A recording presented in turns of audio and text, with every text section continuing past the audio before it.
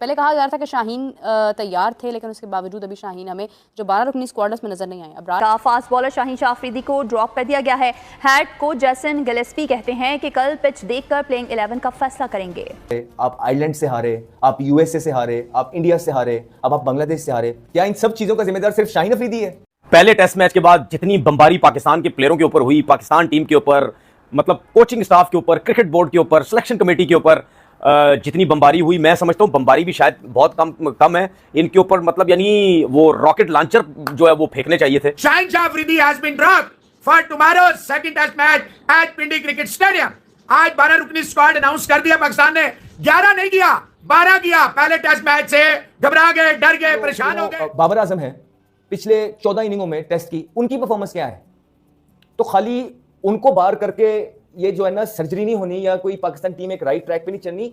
ये जो शाहीन के साथ हुआ है, ये सबके साथ होना चाहिए, ये बाबर के साथ भी होना चाहिए। मेरा तो ये ख्याल है कि पाकिस्तान क्रिकेट बोर्ड को बाबर आजम को भी आराम देना चाहिए।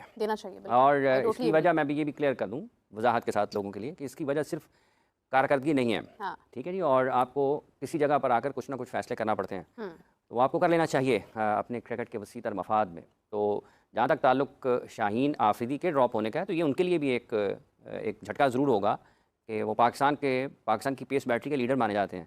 और अगर आप ड्रॉप होते हैं तो फिर आपको ये देखना पड़ेगा कि आखिर मैं क्यों हुआ हूँ। और अगर आपकी कारकर्दगी के बारे में बात हो रही है तो आपको उसमें बेहतरी लाने की ज़रूरत है। और जहाँ तक ताल्लुक इस चीज़ का है कि बाबर आजम के बारे में लोगों को लगेगा कि ये थोड़ा सख्त है, नामुनासिब है, लेकिन आपको कुछ ना कुछ किसी न किसी जगह पर आकर कहीं जगह पर आपको कोई ना कोई मौक़िफ़ इख्तियार करना पड़ता है। ये नहीं है कि आपको एक बड़े ओहदे पर लाया जाए और उसके बाद आपको कहा जाए कि चलो जी तुम यार नहीं काम कर लो, तो ठीक है कोई गल नहीं कर लेना मैं, तो ये नहीं होना चाहिए। वैसे भी जब आप अपनी टॉप प्लेयर्स को बांग्लादेश, अफगानिस्तान, जिम्बाब्वे, आयरलैंड या इन जैसी टीम्स के साथ, मतलब मैं तो अब ये समझती हूँ कि ये भी टीम्स हमसे बहुत ऊपर, हमसे जीती हुई हैं, लेकिन फिर भी अगर आप यहाँ पर भी आप अपने टॉप प्लेयर्स को लेकर आएंगे तो फिर उनकी एक और पहलू भी है। एक और पहलू लैग करते हैं। बाबर का ये वाला फॉर्म कभी हमें दिखाई नहीं देता अगर हम कंपैरिजन करते हैं उनका कोहली के साथ।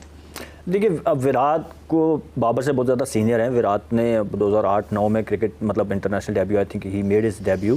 तो अब बाबर उस हिसाब से अगर आप देखें तो 2015-16 में आए, तो काफ़ी डिफरेंस है दोनों के। अगर आप मैं सिर्फ टाइम की बात करूं, जितनी इंटरनेशनल क्रिकेट दोनों ने खेली, यस अब बाबर को आप ये कह सकते हैं कि उसी पाथ पे हैं, उसी रास्ते पे हैं जिस पे विराट कोहली गुजर के गए हैं। बट विराट की अगर आप अचीवमेंट देखते हैं तो बहुत ज़्यादा हैं। विराट की तीनों फॉर्मेट्स में अगर आप परफॉर्मेंसेस देखते हैं तो बहुत ज़्यादा हैं। उनकी सिर्फ सेंचुरीज़ की तादाद अगर आप देखें तो बहुत ज़्यादा है।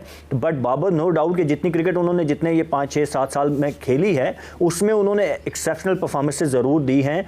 But to reach Virat Kohli obviously उसको अभी थोड़ा टाइम लगेगा और उनको थोड़ा ऑब्वियसली हार्ड वर्क करने की ज़रूरत है कि वो माइलस्टोन जो विराट कोहली ने अपने प्लेइंग कैरियर में अचीव किए हैं for India and to entertain world cricket, तो वो उसके लिए बाबर को भी needs to work bit more harder.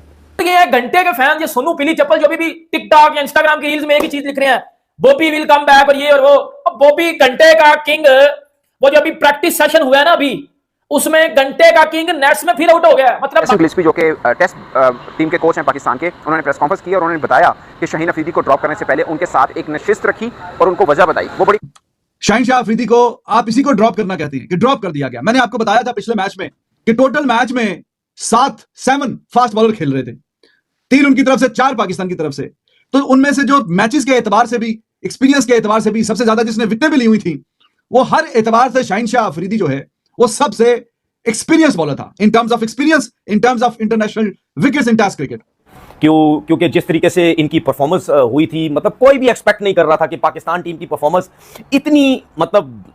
इतनी नीचे चली जाएगी और बांग्लादेश जैसी टीम से भी आप हार जाएंगे। देखें, व्हाइट बॉल क्रिकेट से ना कहीं हमें फिर भी कहीं थोड़ा सा डर लगता है, कोई भी टीम हो, क्योंकि जहां पे जरा थोड़ी सपोर्टिंग पिचेस हो जाए कहीं भी लगता है, क्योंकि व्हाइट बॉल में आपने रन्स बनाने होते हैं, ओवर कम होते हैं, उसमें आप आउट भी हो सकते हैं, हार भी सकते हैं।